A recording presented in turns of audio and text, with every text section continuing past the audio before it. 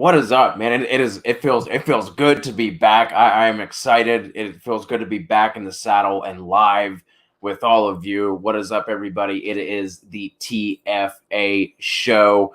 We recently did a rookie mock draft on Twitter. Robbie put together a little group. We did a thread and we were talking about it. And you're like, you know what? Let's just give the people what they want. It is mock draft season, whether it's the NFL draft, your rookie mock drafts. There are some psychos that are doing redraft mock drafts. You guys are crazy. Pump those brakes. It is time to let the Dynasty and the NFL draft shine. Hold your horses on that redraft stuff. We have more important things to talk about right now, but we did a Superflex tight end premium draft. There were, I think the first round was kind of how you would expect, and then we started getting some surprises after that. But Kev, Robbie, how are you boys doing? What's going on tonight? How you feeling? What's going on? How you doing? Man, I'm not as bubbly as you. I gotta get jazzed up. You are ready to talk some mock talk here. Yeah, that mock was good. I hadn't seen a ton of them out there, so I was like, hey, let's throw the guys together and see what trouble we can come up with. And honestly, you said the first round was kind of what you expected, and I was really surprised with some of the guys that went earlier fell. The names, I guess. Yeah. So I'm excited to kind of get into that. Kev, how did you feel, buddy? I know you did. You were in a Dynasty league, many moons ago. So this has been your first foray into the rookies for a mock draft. How are you doing tonight, and what were your thoughts, I guess, overall before we start diving into the order and how everything fell? It pretty much made me feel like it's like, you know what? Like if I wanted to jump right into Dynasty right now, I could just jump right in and just fucking slay, because I am that good. Like I killed that draft. Like I fucking crushed that mock draft. Like championships already. Like get me into. If you want to put me in some Dynasty, I can. I'm going to take your money. Okay, call me Mr. Steal Your Girl. Whatever. Like I kill it. So it's whatever I do. Whatever these hands touch turns to gold. Robbie, I have nothing. That basically went as I expected it was going to go. Yeah, I mean, you put the ball on the tee, and he took a swing, and I just walked to the next hole. Wasn't even going to watch where that one landed. So right in the cup. Yeah, right in the cup. No, it was good. It was good for him to get his wings back in Dynasty. We've always heard Kev harp on the Dynasty life, but I think he's coming around. I think he's coming around to it. He enjoys this content and this time of year. So, I'm all for it. If he wants to say he crushed the rookie draft, I'm all for it. Bring him in. He's one of those guys that's like, dude, I hate this new rap, or I hate this, that, the other. And then he like secretly, as soon as he gets in his car, he's loading up, Travis Scott or what have you. Like I hate rom-coms, and then he's going home and just curling up and watching a good one with his little tub of Ben and Jerry's by himself. Yep, some 51st dates are playing on repeat. Got Walito in the chat. Walito, what's going on, buddy? Haven't seen you around these parts for a little bit. You were nowhere to be seen on the Prop Talk show, so that was kind of bullshit. But I guess I'll let that slide this one time. Hey, whoa! I mean, he showed up our last live that we did for best ball, so I mean, he was there in the streets, hammering out. So maybe it's you. Did you ever think of that? You selfish son of a bitch. No, I was standing outside in the pouring rain underneath the street light, just waiting for Walito, and he never showed up on my block. So, Walito, good to see you, buddy. Welcome back. All right, so here are the results. The way we did this, it was kind of picture spot. We were joined by some of the guys in the community. There were a bunch of TFA heads in there. Casey Passer joined us. He was with DHH.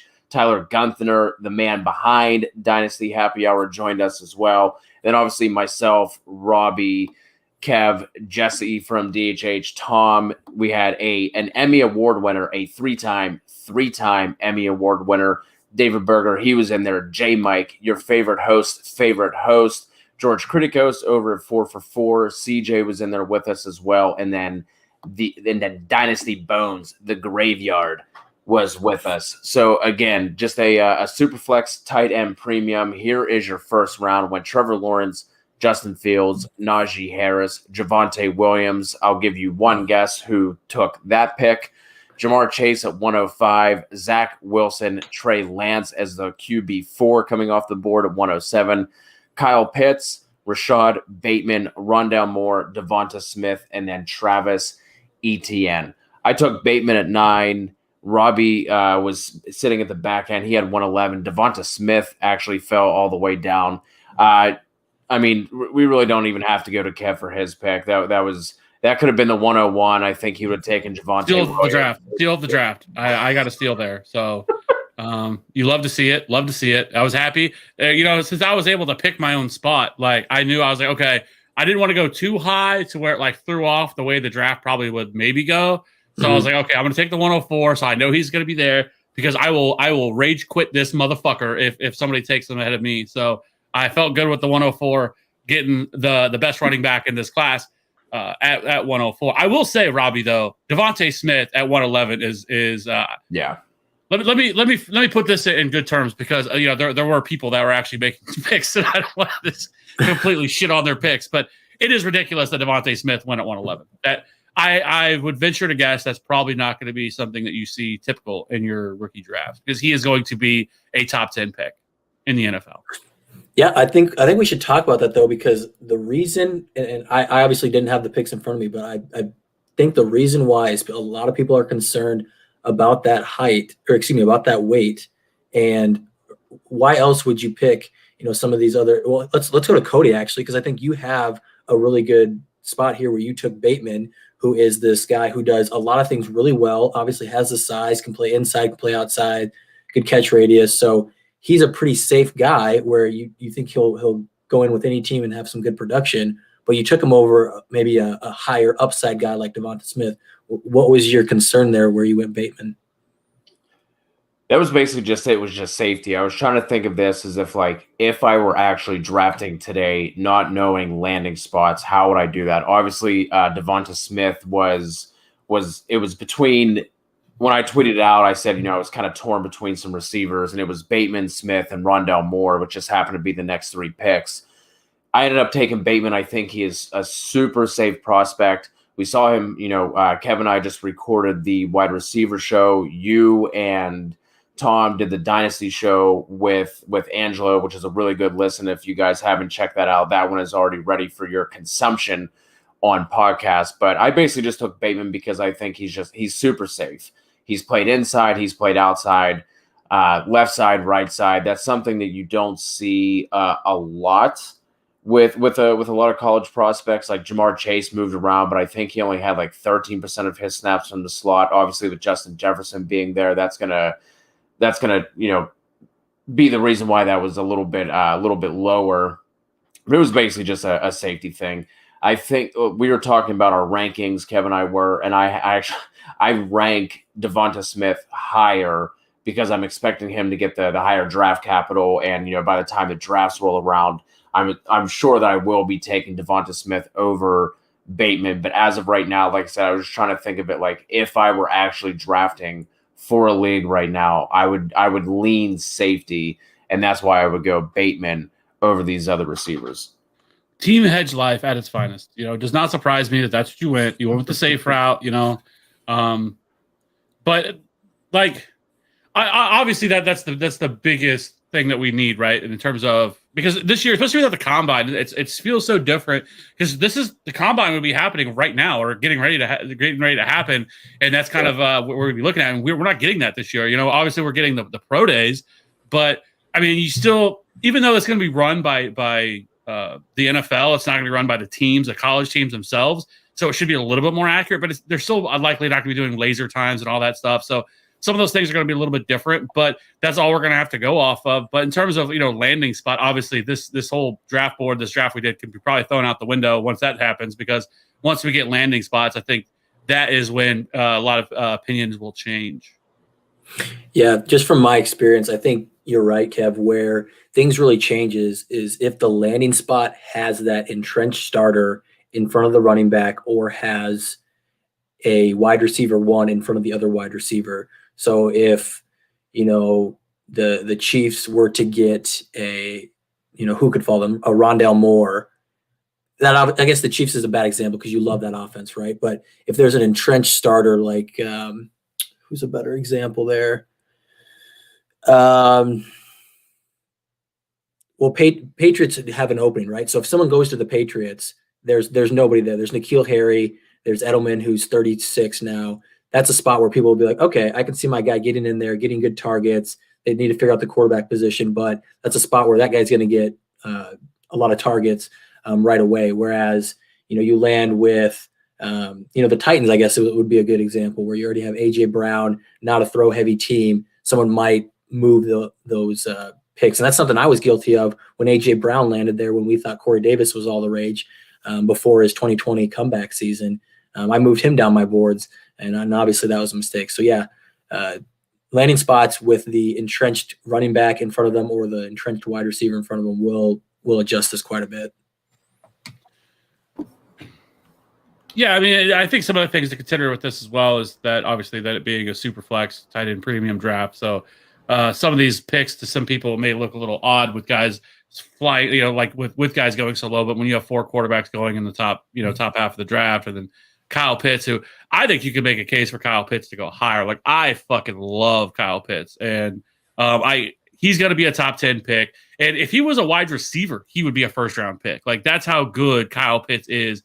And I think he is going to be somebody that really breaks the mold. Like, had I not been able to get Javonte Williams, even at the 104, I probably would have considered Kyle Pitts there. Because I think he has the ability to be the next tight end that we're talking about for the next 10 to 15 years, being that guy. And because he has all the attributes you're looking for a tight end. And tight end premium, as positional scarcity as there is at that position, getting a guy like him. Now, the only downfall with him is, does he take a couple of years to develop and really, depending on where he lands and stuff like that. But regardless, like, Kyle Pitts is that guy. And, like, I know a lot of people were really excited about O.J. Howard a couple of years ago.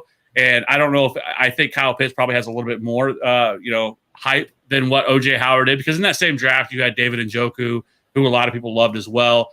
But this year in this draft with Kyle Pitts, like, he's the guy that we've been waiting for. And we throw around the term generational every single year about players.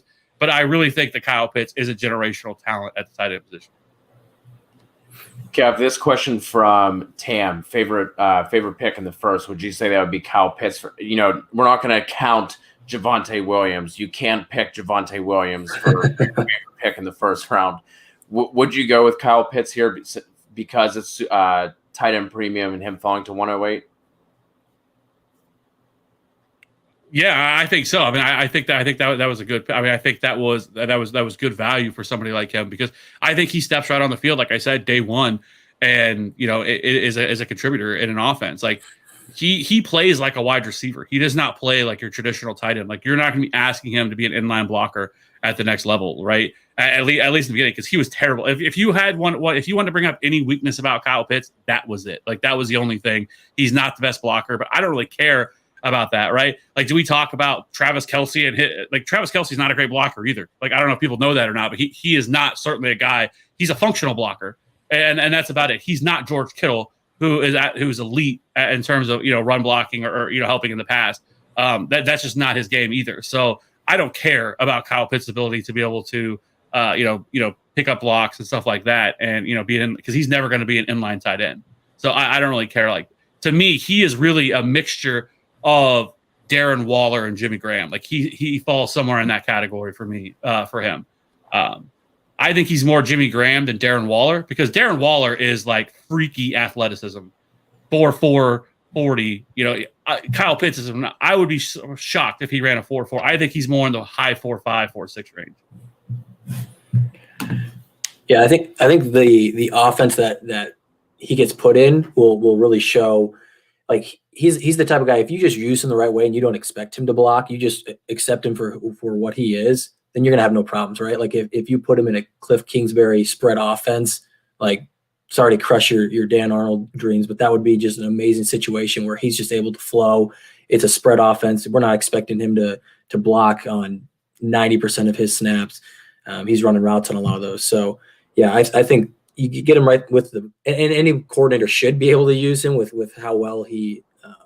I think he's pretty versatile as a tight end.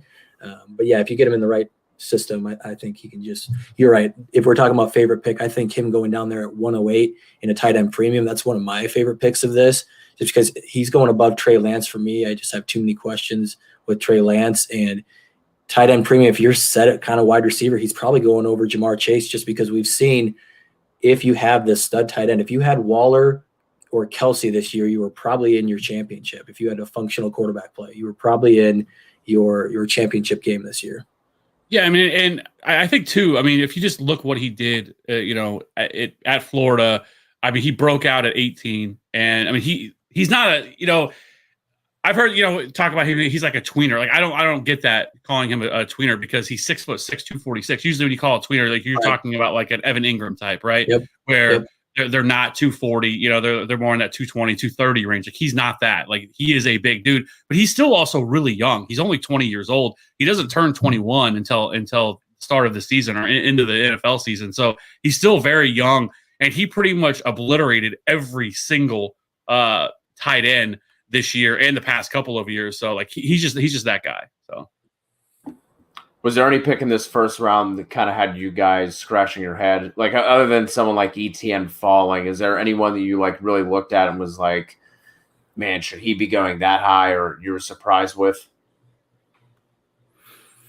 No, maybe Rondell Moore. I think you could make a case for maybe especially going over Devontae. Like, I mean, I think Devontae should have been the second wide receiver off the board, but I get it why you went Bateman. I love Bateman too. He's my wide receiver 3, which we talked about in the show. You'll be able to catch probably next week, but on the wide receivers talk. But Devontae, like, to me, the hate for Devontae has gone too far. And I will say this, and I said this on the show last night, when I first started digging into Devontae Smith. And I am a guy. I'm not a big college guy. I don't watch college football every weekend and everything else. Like, I knew who he was, but that's about it. And once I started, the first thing I heard was, his size, 6'1", 175. And I'm like, oh my God, I'm not going to like this guy.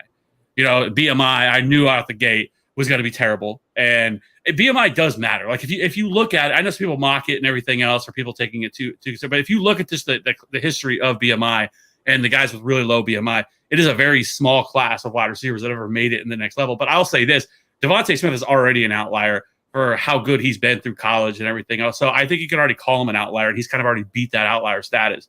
And so to me, you kind of throw it out the way, but then once you really start digging into him, you're like, damn, this motherfucker is the truth, right? Like, he is not a fluke. And I don't think, and there is a little bit too much being made about the competition he's going to face at the next level, the guys he's going to see at the next level. Oh, everyone's going to press him and everything else and take him out. Like, people, like, the NFL doesn't run that much press, okay? And there's not many high-level corners, like we talked about last night too. Like, that was a good point Cody brought up. Like, how many elite-level corners are there, shutdown corners in the NFL? 3, 4, maybe? And so it's not really that as big of a concern. I think some of it's being overblown, and if it caused him to fall down in rookie drafts, take advantage of it, because I think he's going to be really good for a really long time. Got a question here from Ashton before we jump into round 2. Do we think the Jets should draft a QB or give Darnold one more shot? Robbie, your thoughts? What do I think they'll do, or what do I want them to do? I think they'll probably go. They've talked as if they're going to, explore all of the quarterbacks in this class and follow them pretty closely. So I think that's just kind of writing on the wall that they want to look at getting the quarterback in there and probably trading Darnold is what I think will happen. I still like Darnold. He's had his ups and downs, and he's not the guy that's ever going to be, perfect with the ball. I mean, he does turn it over from time to time, but he does have a lot of good talent, especially when you get outside the pocket and just make kind of going back to my Cowboys roots. He reminds me of Tony Romo plays where you think the play's dead and he can make plays. So yeah, I do like Sam Darnold, but I do think that they move on from him. But I hope he gets a shot somewhere else, because I'm still in the Darnold is good camp. I think it's kind of an interesting dichotomy to try to figure out how they should handle this, because they do have the number 2 overall pick. And, we've seen what Adam Gase does to offenses, right? Look at what all the guys that left Miami or once Adam Gase left Miami, all the guys that really started to take off. I mean, Ryan Tannehill, same thing. People were counting him for dead. And then he goes, and the last 2 seasons, he's been one of the most efficient quarterbacks in the league. And so I would like to see Sam Darnold without Adam Gase, right? He's been pretty much ridden with him his entire career, I think, other than his rookie year. He's still very young. He's only 23. He turns 24 in June. So, like, that is something. I mean, he's younger than a lot of these quarterbacks that have been, that have only been in the league a year or two. And so, like, I think he deserves more time. But at the same time, if you do that, let's say you improve and then you end up going 6-10 next year, or something like that, right? Like, then is it worth it to pass on these 4 quarterbacks that we have in this draft and having the number 2 overall pick and having your decision to take Justin Fields or Zach Wilson? And honestly, it sounds like they're going to take Zach Wilson if they take a quarterback there, because that sounds like who they really like, and he's somebody that's kind of the really, really hot name right now. I love too. I'll fight anybody over Zach Wilson. I like Zach Wilson a lot, and I think that he is going to be the truth again at the next level. And I think a lot of people said the same stuff that they said about Patrick Mahomes when he was coming out. They're saying about him, and some of it's just ridiculous to me. But so I think that you can either stay the course, and with all the picks that they have because of the trade they made with the Josh Adams trade, or Jamal Adams. To Seattle, so they acquired more picks there. So they have a lot of picks in this draft. They could really improve and really build around Sam Darnold. They have a lot of cap space as well. This is one of the most loaded free agent classes you'll ever see. Running back, wide receiver. It's just absolutely loaded. And so they could really turn this thing around really quickly. And then with Robert Saleh on the other side, and really invest maybe in defense, because that's they're really going to need some help there. Their defense was terrible last year. I think that could be a direction they go. But I think more often than not, I think they go quarterback. I kind of like the Jets for everything you just said. I mean, we talk about their cap situation. They're going to be able to bring in a couple high-level free agents. They have 5 picks in the first 2 days, 2 first-round picks. If you surround either Darnold or a Zach Wilson rookie, with a Najee Harris or somebody at running back. They have Denzel Mims. They can double down in a loaded wide receiver class, even if they take one in the 2nd or 3rd. Obviously, they do need defensive help, so they definitely will go defense with some of those picks. But I kind of like the Jets as a team that we're not thinking about as a good fantasy option, being a lot better with a Mike LaFleur offense. Yeah, and I also think, just really quickly before we move on to the next round of guys, I think for me as well is that if they do that, then I think the smart move would be to trade out of the number 2 pick and move down, acquire more assets, and then add whoever you're going to add from there. Because I just don't think that I wouldn't want to take whoever you're taking at 2 there. I would trade down, acquire more assets if you're not planning on taking a quarterback there. Well, the Denzel Mims slander will not be tolerated. Yes, 100%. And as soon as I read it. You were on a 24-hour ban, so we will see you at a later date. Moving on to the second round of this Superflex tight end premium rookie mock. Kick things off at 201 with somebody that Walito was talking about that he would take over my guy Bateman. That is Jalen Waddle, followed up by our first real surprise pick, and that is Elijah Moore coming in at 202, and that is an Emmy Award winner who took him at that spot. We have Mac Jones coming at 203. Amon-Ra St. Brown, Pat Freiermuth, Tylan Wallace at 206, Kenny Gainwell, Michael Carter, Terrace Marshall, Brevin Jordan, Kadarius Toney, and then the fall from grace for this guy, Chuba Hubbard, rounding things out at the end of the second. Obviously, Elijah Moore is the one that really stands out here. But Robbie, is there anything else that stands out, like any values or, just anything in general, good, bad, ugly? What sticks out to you here in the second round? And you can also talk about your pick, Kadarius Toney at 211. Yeah, I really like this range from 205-ish to all the way to 211. I like literally all of those players. I think have a lot of good traits to them. I mean, if you're talking about you need a tight end and a tight end premium, Pat's going to be a great pick there. Tylan Wallace, I think, has a lot of upside. Gainwell, if you're in a PPR league. Michael Carter, same thing. Terrace Marshall is a guy that a lot of mocks I've seen, actual NFL mocks, he's late first. So if he gets that late first draft capital, he will not be at the 209. He'll be up there where Elijah Moore, Mac Jones is, but he's a screaming value right there. Brevin Jordan, Cody, you and I always joke about the no one's talking about him with Rashad Bateman. Nobody is literally talking about Brevin Jordan. It's all Kyle Pitts talk for tight ends. I think he's way late for a tight end premium. And then I like Kadarius Toney all the way back at 211.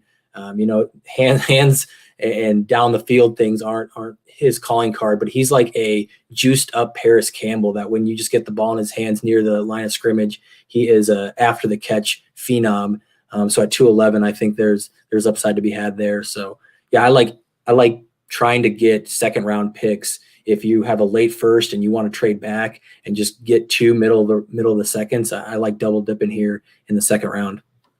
Robbie, real quick, one more thing before I kick it to Kev. Just in terms of just general strategy, at what point of a rookie draft are you just swinging for upside? Because obviously it's all a crapshoot. In the first round, I think you basically have like a 50% hit rate, but that's only in like the top half. That in terms of like guys who are ever really going to be, solid fantasy contributors, and it just gets worse as the rounds go further.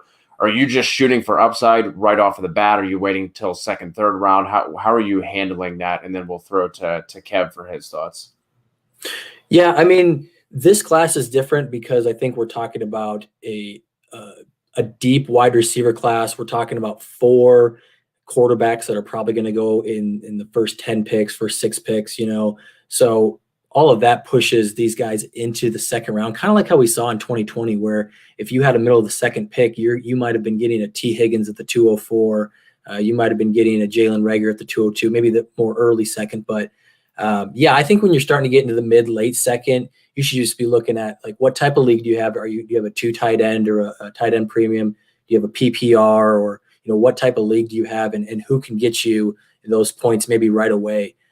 And so I think that's somewhere where Kenneth Gainwell can fit with a power runner, and he's that receiving back that's getting you maybe 40, 50 catches that first year. And that's somebody that's going to instantly get value, where if you want to flip him later for a first or a vet that can lead you to a championship, because he's probably not going to be a 3-down workhorse back, then that's where you kind of get that value with someone who just produces right away, because some of these rookies are going to take time.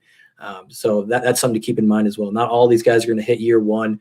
Sometimes it takes a couple years, but you kind of find who has big playability and who can find quick snaps, who can get into the starting lineup pretty early.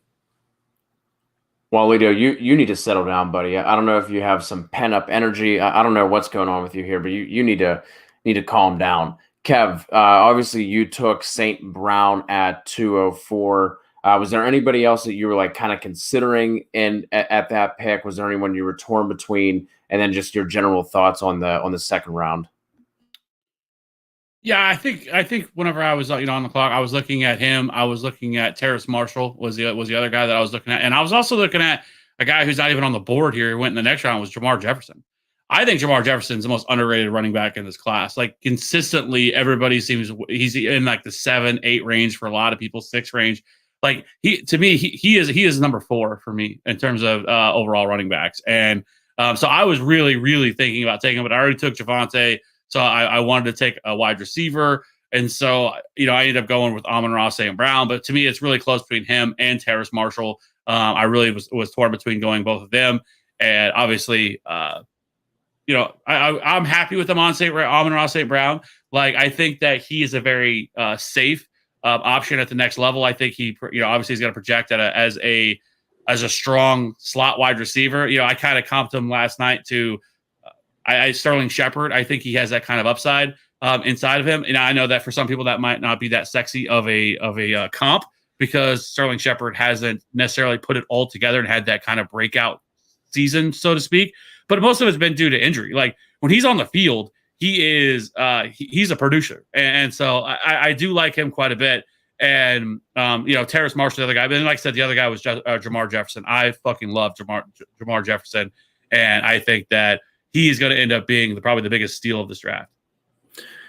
Cody, I want you to speak on this a little bit, but I think once we have landing spots, I think running backs are going to start moving up, because we have 3 running backs through 2 rounds, right? Nope, we got Chuba there. So I guess 6, but normally I feel like we see running backs just because of how limited they are sometimes in when you can get a workhorse back or a back that can give you production. Wide receiver, we see in redraft, you're always waiting, right? The 4th, 5th round until people start taking their wide receivers. And I feel like these running backs, once they start to land in certain spots, they're going to start rising up this board. I wouldn't be surprised if Gainwell has a nice spot, if he's up there in the top of the second or early first. You and I like Michael Carter. So I just think that running backs are going to start to flow up, and Jamar Jefferson won't be a 3rd round pick. He's going to definitely be in the 2nd if he has a decent landing spot. And can you, so with Kadarius Toney, I just want to circle back on that really quick on the pick you took, like, because I'm not gonna lie, I don't like him at all. When I watched him and when I see how electric he is in space and how the dynamism that he has there and how electric he can be, but he is an absolutely god awful route runner, like completely unpolished. Like, that's all he is kind of just an athlete and kind of a weapon. And the fact that he didn't do diddly shit until his senior year, like literally nothing until his senior year, like, is also a cause for concern. But, this is one of those times where obviously my take is completely different from what it seems like consensus is, because Kadarius Toney, it looks like he's going to be a 1st round pick, like a late 1st, early 2nd round pick in the NFL draft. So obviously I'm way off there what other people think of him. And I don't know if it's just because of his athleticism that makes him what people want to take him that high. But as a pure wide receiver, I just don't see it. Yeah, I think we have to remember that he came in as a quarterback. And honestly, after watching Kyle Trask and a lot of that tape, you could argue that he was the best quarterback on that roster. So that's probably why you don't see a lot of production early, as he's transitioning from being a quarterback to a wide receiver. Yeah, I agree with you. You should hope, you want to see progression in that sophomore year, junior year. You don't see really anything until this senior year. So I can understand that criticism completely. But when you're talking about the end of the 2nd round, I don't think there's the type of athletes once the ball's in their hands at this point. I mean, you could argue the same with Chuba, right? We talked about it before. Once he gets that runway, he's kind of that dynamic athlete as well. So I think those are 2 good high upside picks, athletes, right? We're talking about athletes that if you scheme it properly for them, they can get it done. And so no, there's definitely criticism with him. That's why he's probably where I got him at the 211 spot. But yeah, he's been mocked in the 1st round, early 2nd. And with that capital, the draft capital is probably one of the number one things. Kev, you and I go back on, James Robinson all the time. Draft capital is a big thing for me. You just see more than often your stalwarts in Dynasty long-term are going to be your 1st, 2nd, or 3rd round picks. Yeah, the thing with going back to your original question, Robbie, just about, or your point about the running backs, I really don't know how much these guys rise, because like just with how stacked the wide receiver group is, and outside, like Najee Harris maybe goes day 1, maybe do we have any running backs that go the 1st round of the draft? So like I just don't know how high of draft capital. Now, landing spots, if they land somewhere with a shitty depth chart that they can climb quickly, some of these guys are probably going to move up. But because of how good this wide receiver group is, and I'm just not seeing a crazy amount of running backs really go. I mean, I think Najee maybe day 1, and then we're looking, early day 2, Javonte and ETN maybe going, and then I think it could be until round 3. So I just don't know if there's going to be a lot of draft capital going around for these running backs. So they might rise up a little bit, but because of all the question marks, outside of more or less Harrison, Williams, I don't know how highly these running backs are really going to be climbing. Real quick on that.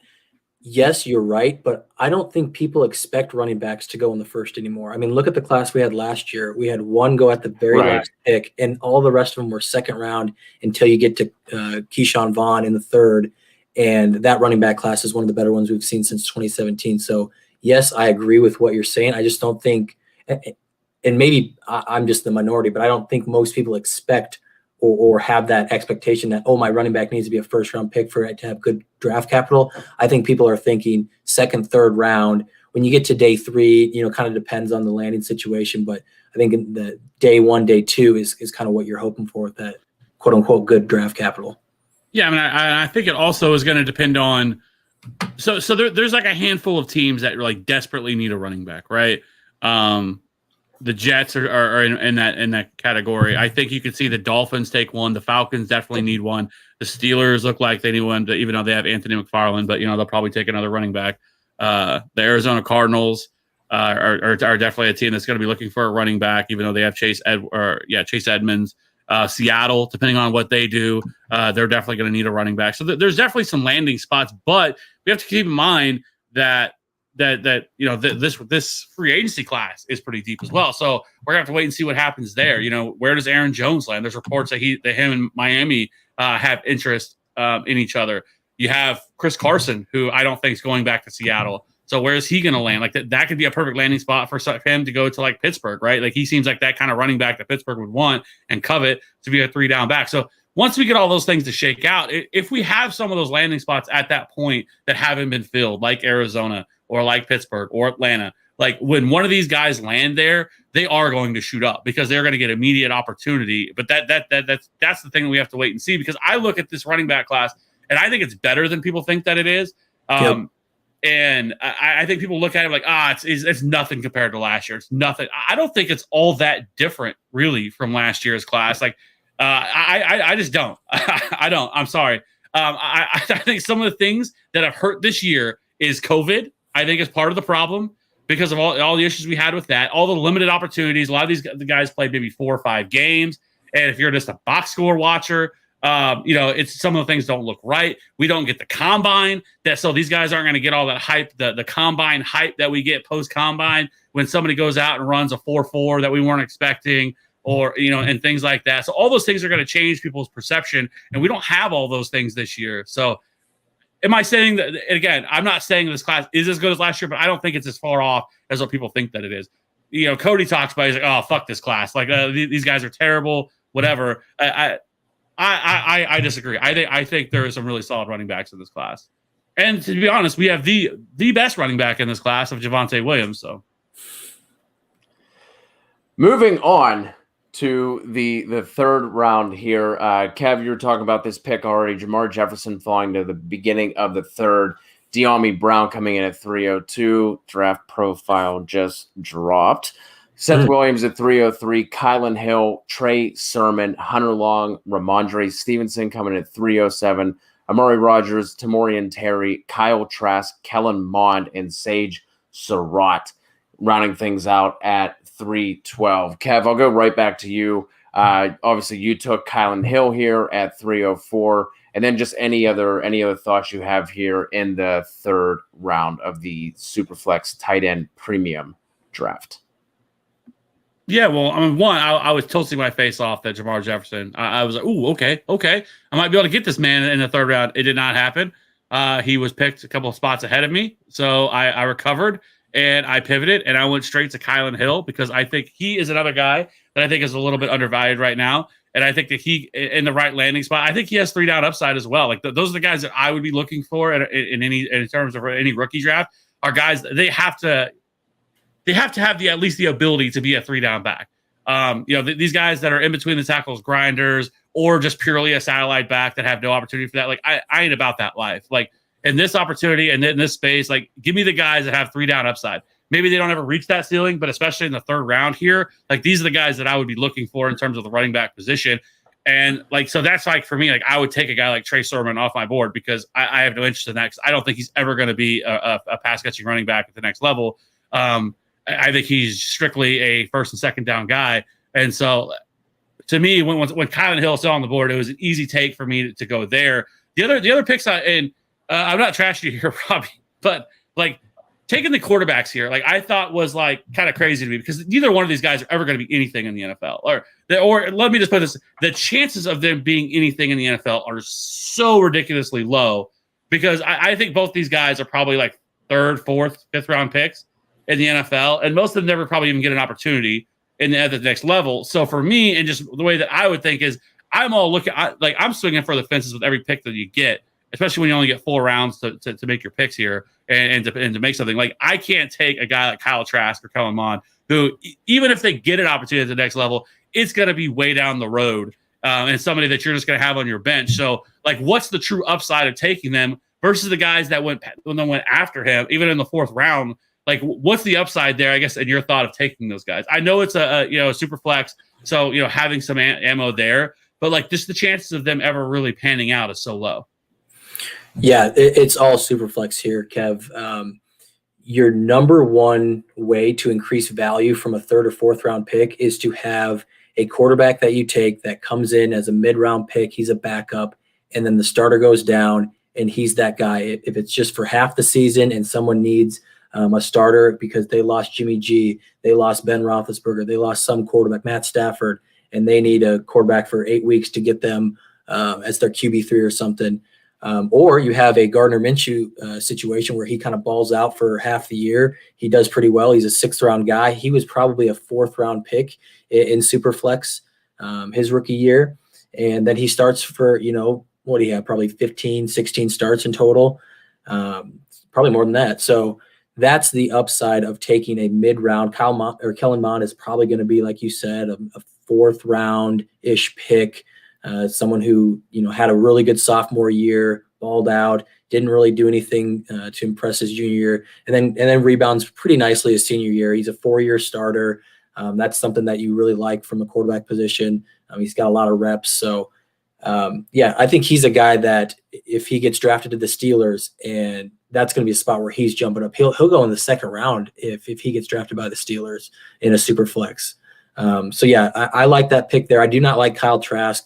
The arm strength is what bothers me there. I don't think there's upside there. So I agree with you on Kyle Trask just because of the specific player. But Kellen Mond is a guy that, he was the 2nd recruited quarterback behind Tua in, what would that be, the 2017 class. So he's a highly recruited guy. I think you have a lot of potential there if he ever became a starter. Yeah, that's really what it comes down to in a super flex league is just guys like there's a much higher chance. By the time you get to the 3rd round, you're looking at like what is it, like a 15% hit rate on your 3rd round picks. It's something low like that. Just the ability to kind of the penny stock, so to speak, where you flip it if it gains any value. Robbie, you threw out Gardner Minshew. I just went and looked really quick in Kamikaze. I won him for $2 in our auction. That's a 4th round pick or a free agent. Yeah, a waiver pick. The only thing that I didn't do right was I didn't sell him and capitalize on it, but he was a $2 win, and that's really what you're looking at lottery tickets at really the entire NFL draft as a whole, and then especially once you get past once you get deeper into these 3rd rounds, there are some really interesting names here at the top of the 3rd round. I mean, Kev already talked about Jamar Jefferson. De'Ami Brown is someone who I really like. Seth Williams going at 303. He was a really highly touted recruit coming into college. Someone who hasn't put it all together, but he definitely has all the tools. Kylan Hill, we all really like. Robbie Trey Sermon is one of your guys. Tamorian Terry, you want to talk about just swinging for the fences, a home run hit. Talk about 6'4", 200 plus pounds, and has the speed to boot. So if you can sell off some aging veterans or some guys you don't believe in, just kind of for whatever someone will send you, and you get like a early 3rd, I think this is the kind of class where you might be able to actually hit on a couple of these guys. Just looking at some of the names here that fell to the 3rd. Yeah, kind of while you were talking, I went back to 2019 3rd round in one of my dynasty leagues, and we have Jay Sternberger, Darwin Thompson, Riley Ridley, Damian Harris, Justice Hill, Raquel Armstead, Deontay Johnson. So there's a name: Bryce Love, Dexter Williams, Benny Snell, Alexander Madison, and Elise Mack. So I think 3rd round's kind of a crapshoot anyways. Most of these guys, like Cody was saying, your 15% hit rate sounds about right. There's only Deontay Johnson and maybe one other name there. So that's where I think if there's a mid-round quarterback or a running back who falls in a good spot. Those are where I'm looking at. The wide receivers, maybe, but you're going for upside at the end of this third and fourth round for sure. Going back to Cody's early question of when do you start swinging for that upside, I think it's definitely third and fourth round. Speaking of fourth round, let's round things out here and start to wrap this up. Going at 401, Shi Smith, wide receiver out of South Carolina. Then we have Khalil Herbert, running back out of VTech. Nico Collins, Dwayne Eskridge, the Senior Bowl Lord. Tutu Atwell, Demetric Felton, Cornell Powell at 407. Jared Patterson, Daz Newsome, Puka Williams, Javian Hawkins, and then Marquez Stevenson rounding things out. Kev, you've been silent here for a little bit.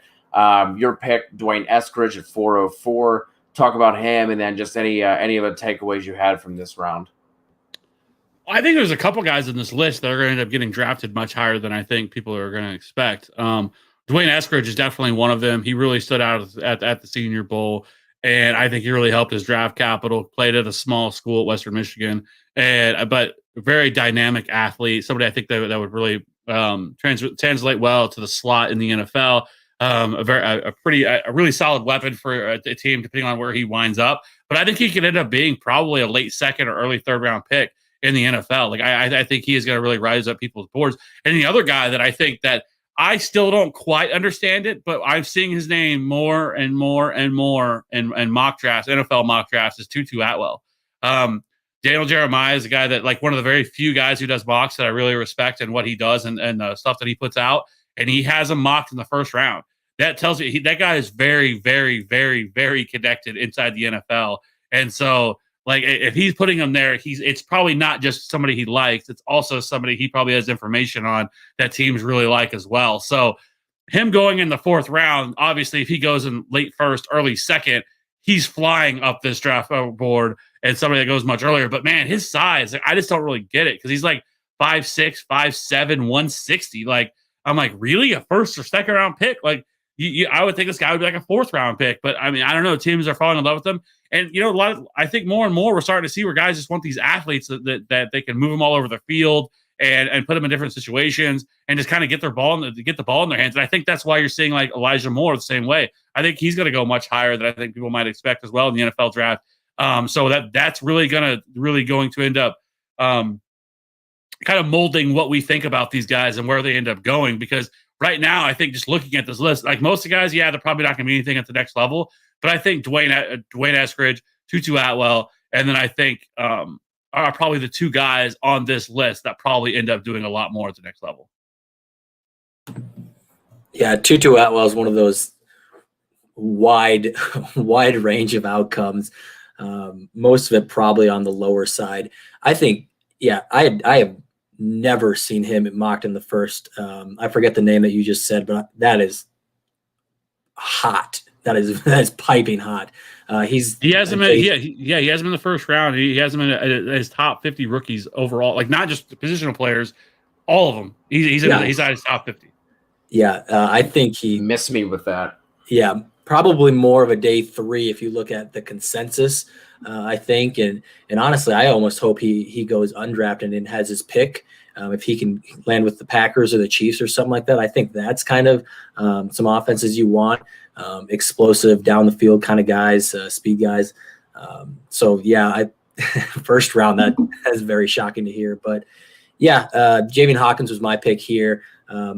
This is a guy that doesn't have a great profile, but coming out of Louisville, he's dynamic. I mean, Kev just used the word dynamic, so I don't want to repeat all these words, but he's a guy that you'd think he'd have 40, 50 receptions in a season, and he doesn't. But when I've only watched 2 games on him, but when he does catch the ball, like you'd think he's in that same class as Etienne and Gainwell, some of these guys that just catch the ball so naturally, but he only had, I don't even know what it was, maybe 20, 30 catches in his career there. So he is a horizontal, spread the field, get him left to right type of guy where it was just kind of a swing for the fences. But yeah, like Kev said, most of these picks will be, day 3, undrafted, probably will be on your taxi squads in dynasty leagues. So you're seeing what you can get at this point. Robbie, was there anybody else? Obviously, at 411, the pickings are getting slim. But was there anyone else like another name or two you were kind of tossing around in your head before you picked Hawkins? No, I mean, I'll be honest. I'm not that deep in the wide receiver class yet. So some of these guys, Marquez Stevenson, I haven't. What's that? I said Larry Round. Yeah. If Wayne Eskridge wasn't on the board, I was going to take Larry Roundtree. That's what I was going to take. But yeah, and in terms of wide receivers, I'm not quite this deep. I'm sure there'll be a guy that he'll make one great catch. And I'm like, all right, this is my guy for the 4th round.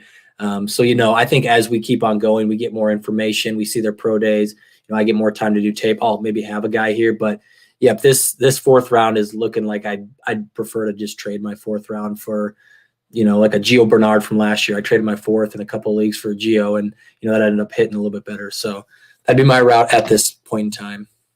So I did want to bring up really quickly about the Atwell thing because I wanted to look it up really quick. And so yeah, he has him in the 1st round, going to Green Bay at number 29 overall with the 29th overall pick. Goodness, my God, I want to just take the next and again, like if it was anybody else, I'm like whatever. This guy's just trying to be a hot take, but like Daniel Jeremiah is like I said, like he is one of the most well-connected guys you'll see. And so I mean, former NFL scout for 3 different teams. Like the guy's really well connected, and I think he's going to end up probably being an NFL GM before too long. I know I've heard rumors about him. A lot of teams liking him as a GM and stuff like that. So like if he has him there, like I think people should just expect that he's going to go probably in the 2nd round of the NFL draft. That's crazy to me. I am not plugged in like this gentleman probably is, but no, and I agree. Like it blew me away. I was like, what? Like what? Like I said, like he's 5'9", 165. Like he could probably put on some weight, but still. But I mean, I don't know. It's just wild to me. We do see that though. Like I feel like the fantasy community sees kind of commonly drafted names, commonly mocked names in all of these drafts. And then we get surprised when a guy like Gabe Davis goes in the 4th. We're like, Gabe Davis, and people have to, go and look up his draft profile because there's certain guys that just nobody's talking about, and they do end up going higher than we think. McCall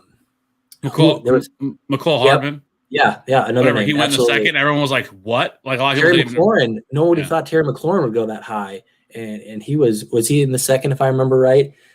So yeah, there's just some names where you're thinking this guy's going to be a day 3 guy, absolutely for sure. You've seen him in most of the mocks, and then all of a sudden, boom, they're round 2 picks. So it definitely has happened. Yeah, I remember just going back to Mecole Hardman real quick. I was on live with the guys at the Dynasty Draft Room, who are now the NFL Draft Bible with sport, however that whole thing is turning out for them.